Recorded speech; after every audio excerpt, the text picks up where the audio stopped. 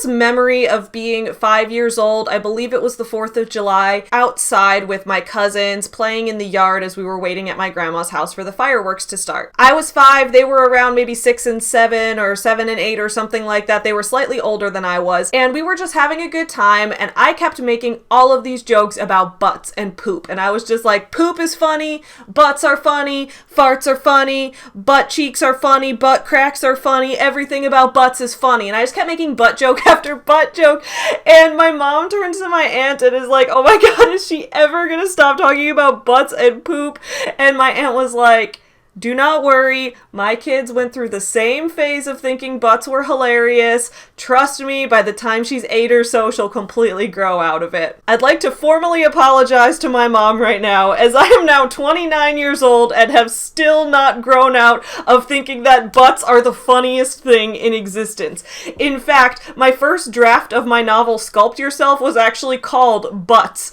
My favorite band that I've gone to see live every single time they've ever been in Chicago in the history of their time touring is called Planet Booty. I cannot get enough of the concept of butts, and it makes a lot of sense because that's why I became a children's author. Get you some nuts. There was lots of memes. Makes me wonder if I should pick up lesbianism. Chicago. You guys asked for it. What's up, my fellow small business supporters? I'm Savvy. Welcome back to Savvy Writes Books, the channel where we talk about books and business. If you're new here, please don't forget to ring the notification bell and click the subscribe button because we have new videos coming out every Friday at 11 a.m. Central, along with additional videos throughout the week whenever there are other interesting topics to talk about. And today's topic is incredibly interesting, but also incredibly sad. Because we're going to be talking about children's books today, I'm wearing a piece of merch from my own children's book company, which is called Forever Home Friends. It produces picture books and plushies based on real rescue dogs and their journeys to adoption. You can check out foreverhomefriends.com, linked in the description below. We have the DJ Doggy Wrigley t-shirt available, along with the same design on a sweatshirt and a bunch of other fun merch. One of the things that's been really important to me as a children's author is tackling a lot of subjects that a lot of people might think are too complex for kids or that are not appropriate, but doing those concepts in a kid-friendly way. That's been a major goal of mine from the beginning. I mean, in the book Smile Chewy, I tell the story of my real dog Chewy, including how he was abused in the past, but the abuse is handled in a way that kids can understand. On this channel, only a couple months ago, we covered Matt Walsh, Ben Shapiro's annoying sidekick, who decided that the right way to educate children was through B-movie style body horror about walruses in order to scare the trans away. I don't understand how people could possibly be comfortable with him reading a book to their kids, but the story that we're about to talk about in a second actually cost an educator their entire career. You guys know on this channel that I am all about free speech. I am completely against any government censorship of any books whatsoever. I think book banning is a net negative on society. I've participated in Banned Books Week a lot throughout my career, and I myself used to work as an educator for children as well. While I've never been a full-time public school teacher, I did teach creative writing classes for about 3 or 4 years throughout Chicago at all different public schools, private schools, everywhere. I was a creative writing teacher who kind of went from school to school and regularly worked with students until COVID made that impossible. So I am a children's author, I am a former children's creative writing educator, and today's topic, because of that, is very, very close to my heart. So today we talk about the educator in Mississippi who was very tragically fired from his job because he read the kids a beloved story about butts. I'm shocked, appalled, saddened, and just worried for the future right now. Let's go into the full story of what happened and then talk about what we can do to help and what possible solutions there might be out there for people who are supposedly anti-cancel culture turning around and ruining someone's entire career over using their free speech to entertain kids with a book. So here we have an article from The Guardian from just this past Sunday called "Mississippi Teacher Fired for Reading I Need a New Butt to Children." An elementary school administrator in Mississippi has said he was fired for reading I Need a New Butt, a humorous children's book about bottoms, to a class of second graders. The incident has spurred criticism from free speech advocates like me. It's wild, guys. It's wild how you can see someone like Ben Shapiro who's out here claiming, I am a free speech absolutist. No cancel culture. Cancel culture is the true authoritarianism. The left is trying to cancel everybody and I'm completely innocent in all of this. Yet, when someone actually loses their job and livelihood due to using their own free speech, I haven't heard anything from him on this. So Ben Shapiro, if you want to speak up about this topic, I will welcome it. The incident has spurred criticism from free speech advocates who claim the termination could have a chilling effect at a time of conservative-fueled pushes for book bans in schools across the U.S. So I never made an individual video about this topic, but I think it is important to talk about how there are a lot of book bannings going on right now. One of the most recent ones being from a primarily conservative-led school board in Tennessee who chose to ban the book Mouse, which is a graphic novel about the Holocaust. They chose to ban that from schools, didn't allow it in the classrooms. When I've worked with Banned Books Week organizations in my time, as an educator and things like that, one thing that I would regularly notice is when books get banned, a lot of times parents will say that the reason that they're banned is something completely different than what it actually is as a way to try to garner more support. So for example, when the book Mouse was banned, I think if they'd said this book is banned because it educates you about the Holocaust, a lot of people would be like, wait, don't we want to educate our kids about the Holocaust? So instead they came out here and said, this book is banned because it has some swear words in it. I particularly remember growing up in school and having to read books with the N-word right there on the page. That wasn't banned. We were supposed to just read the N-word. I actually specifically remember reading a book about Civil War times. I don't even remember which book it was at this point, but in 3rd grade, we were reading a book about the Civil War. And my class in 3rd grade was, the makeup of the class was fairly racially diverse. I would say it was, I don't remember exactly, but I'd say white and black students were fairly equally represented in that class. And so the teacher went up to the front of the board and was like, all right, guys, this book has a bad word in it that you guys are not supposed to say out loud. And she wrote the N-word on the board, but didn't say it out loud and was like, this is what this book is going to have in it. Don't say it out loud.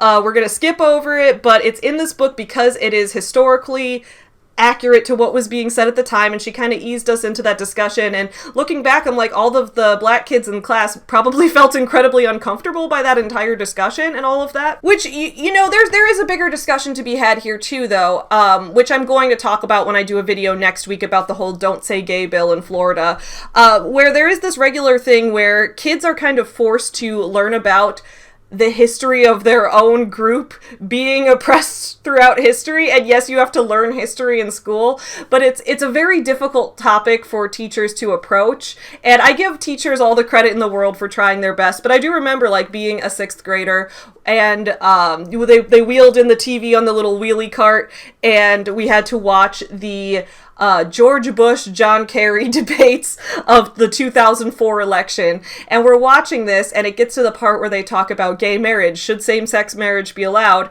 And our teacher's like, oh, we gotta fast forward this part. It's inappropriate. And I'm sitting there like this, not out kid yet, but just wait, what do you mean it's inappropriate? So things like that are just kind of a repeated, I don't know. It can be difficult for kids growing up in these circumstances, but that is going to be a topic we talk about more in depth in that video. But I just wanted all of this to say that in a lot of cases, the reasons that books are banned are often, they give a reason that sounds right on the surface, but you realize it's very hypocritical when you put it next to a lot of other books that are doing those same things. And it kind of leads into the fact that, no, this book is probably being banned because, I put banned in quotes because it's not banned legally, the book can be published. You can't legally ban a book from being published, right? Because that's against the First Amendment. But in schools, books can be banned from being taught in schools. For reasons that are often more politically motivated than people want to let on. Oh, and by the way, yes, the left does this too, but that's not what today's video is about. Today's video is going to focus on specifically this topic. On the 2nd of March, Read Across America Day, pupils aged 6 and 7 from Hinds County, Mississippi were waiting for a school administrator to read to them in a Zoom session, the New York Times reported. The administrator was unable to attend, so Toby Price, an assistant principal at Gary Road Elementary School who was in his office, stepped in. He quickly picked up I Need a New Butt by Don McMillan and started reading to around 240 children. So here's what I'm thinking right here just from this off the bat. It's Read Across America Day. The goal is to get kids interested in reading. And I think a lot of adults, they get this kind of mentality of, oh, kids today, they don't want to read. They just want to play Fortnite. They just want to play Roblox. And in a lot of cases, you have to lean into finding what actually gets kids motivated.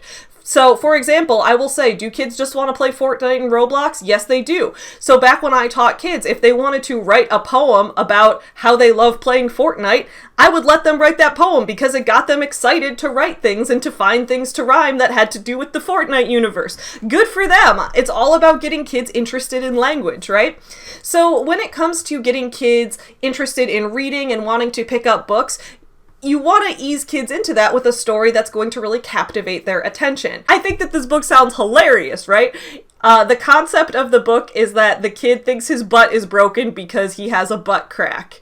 It's one of the oldest dad jokes of all time. It's a joke that in Animal Crossing New Leaf, Captain makes that joke while taking you over to the island. One of his little sea shanties is about how he told his doctor that his butt was broke, right? That's a whole thing. It's literally on the same level of dad joke is, I'm hungry, hi hungry, I'm dad, right? Your butt's broken, it has a crack. That's the premise of this book. This kid notices his butt crack and thinks his butt is broken, so he gets his imagination going to think of ideas of all of these new butts that he could possibly have. That sounds hilarious. As a kid, I would have been rolling on the floor laughing to that book, but apparently the administrators involved in this school were not laughing because they thought that butts as a concept are inappropriate, despite the fact that they too have butts, making them disgusting, inappropriate humans. This is going to trigger my OCD. Let's continue. I Need a New Butt for readers between ages 4 and 8 is about a boy who sets out to find a new bottom after seeing a crack in his buttocks, which makes him afraid it is broken. Literally, this is a dad joke. Price, who has been teaching for 20 years, said the district superintendent, I'm not sure how to pronounce her name, called him into her office and told him he was being placed on leave. 2 days later, Price said he was accused of breaking the Mississippi Educator Code of Ethics and fired for a dad joke about butts? Dude, could you imagine? Like, those kids were probably laughing their butts off at that book and having a wonderful time and thinking, yeah, you know what? Books can be hilarious. Books don't just have to be boring things we get for homework assignments. Books are great. They can be about butts. Dude, reading books about butts was one of the things that inspired me as a kid to think, you know what? I could grow up to be an author because I could just talk about butts all day. I do that even in my adult novels. Read Sculpt Yourself. That book's all about the ass. In a letter to Price, the superintendent reportedly called the book inappropriate, pointing to references to flatulence and noting that it described butts in various colors, shapes, and sizes. Example, fireproof, bulletproof, bomb-proof. So are they trying to say here that, like, they're upset that the book referenced weapons? That, like, he has a weapons-grade butt? So you're telling me that students in elementary schools are being forced to do, like, active, I don't know how to censor this so I don't get demonetized. They're being forced to do drills for if someone brought a weapon into the school. Kids are currently living in times of war and pandemic and all of these massive world events that should be being, introduced to them in gentle ways, introduced to them in ways that they can understand and process the information. Yet, talking about a weapons grade butt is that's too inappropriate. That's gonna scar them for life. I can't square this, you guys. Price said school officials told him they feared complaints from parents, and Martin said he had been unprofessional. PEN America, the author's organization, urged school officials to reverse their decision. Certainly, the book in question is humorous for a young audience, and fellow educators might reasonably question if it was the optimal choice for this particular occasion, the organization said. But in positioning the act of reading a book as a violation of ethics, the district is implying that any educator could be terminated under similar circumstances, whenever an anonymous source feels a book related to students is inappropriate for any reason. Such a precedent could be readily abused and forced with unbridled discretion to censor the reading of books in schools. Exactly. We want to encourage reading. And this was a book for children, right? Like, I can understand maybe if he had read a book that was above their level or that had something in it that was actually inappropriate for children, but dude, kids, all they joke about is butts. Right? Kids just joke about butts, and kids today joke about Fortnite. It's all just butts and Fortnite, eat hot chip and lie. Price told the Times literary instruction was crucial at his school in a country where more than 21% live under the poverty line. We have a lot of reluctant readers, he said. I'm a firm believer that reluctant readers need the silly, funny books to hook them in. Thank you, dude. We'll be Price in this house because everything he just said has been completely accurate to my experience teaching kids. So, as I mentioned, when I was a creative writing teacher, I would teach kids at multiple schools all throughout Chicago. I taught at private schools, at public schools, at schools that spent half the week remote and half the week in person. All different types of schools, meaning kids from all different financial and socioeconomic backgrounds as well. I taught at schools where there were 100% of kids getting the free and reduced lunch program. I also taught at private schools with high tuition rates where all the kids came from wealthy backgrounds. At the end of the day, kids all have kind of the same attitudes. They all have the same wanting to goof around, wanting to be silly. They enjoy the same kind of hobbies. It's all kids kind of have that similar energy, and it's all about the environments and the way that adults encourage those energies that help the kids grow into educated and successful adults. And I will say I have noticed that specifically when I've taught within schools where the majority of kids are living in poverty, a lot more of them struggle with reading. And that makes a lot of sense considering, there have been studies done based on if parents read to kids when they're young, if parents speak a lot of words to their kids throughout the day, things like that it's more likely that those kids will have an easier time with literacy, with learning to read and learning to write and things like that. And it makes sense because, more exposure to more words and to seeing words and connecting them in your head is going to build those connections when you're young and your brain is like a sponge soaking everything up around you. Now, we can see from that kids who are living in lower socioeconomic classes, in a lot of cases, they may have a single parent, meaning that the parent has to go to work and can't spend as much one-on-one time with that kid, or even in a two-parent household, both parents might be off at work and not able to sit down with that kid and teach them reading and spend a lot of time on that just because the parents are very overwhelmed with trying to make ends meet. Whereas a parent in a much more economically stable situation can set time out every day to sit down and make sure they're really getting the kid understanding reading from a very young age, right? So it makes a lot of sense, and I have found that to be true where, a lot of times where I've taught in schools where the median income is a lot lower or where a lot more kids have to get free lunch and things like that, which, by the way, all schools should be giving free lunch regardless because it's just wild to me that it's like, here's a taxpayer-funded school. You have to pay for lunch, though, otherwise you're gonna be singled out as the kid who can't afford lunch. Dude, school's fucked up. There's a lot of shit we need to fix about that. But what I will say is, yes, it is especially crucial in schools where there are a lot of students living below the poverty line to get kids excited about reading, because a lot of times kids who weren't able to spend that time reading with their parents, especially when we're talking about like a group of second graders where, reading skills are developing in real time right now. It's important that you get kids excited about reading, that you read them a book that they can find funny and that they can connect to, and you can show them that reading is something fun. It's not something to stress out about. This is not popcorn reading time where the teacher's going to call on you and you're going to have to read a passage of some kind of academic text that you might not understand. This is not that. This is, hey, books are fun. This book is something that you can just enjoy and relax and not worry about the stresses that you might feel around reading. Price is 100% accurate on everything he's saying here. He has 3 children to support, he said, 2 with severe autism, adding, I'm tired, I'm stressed, I'm overwhelmed, I need to work. My granddaughter heard him read the book and thought it was hilarious and not at all inappropriate, one commenter wrote. When they do have a hearing, believe me and baby girl's gonna be front and center.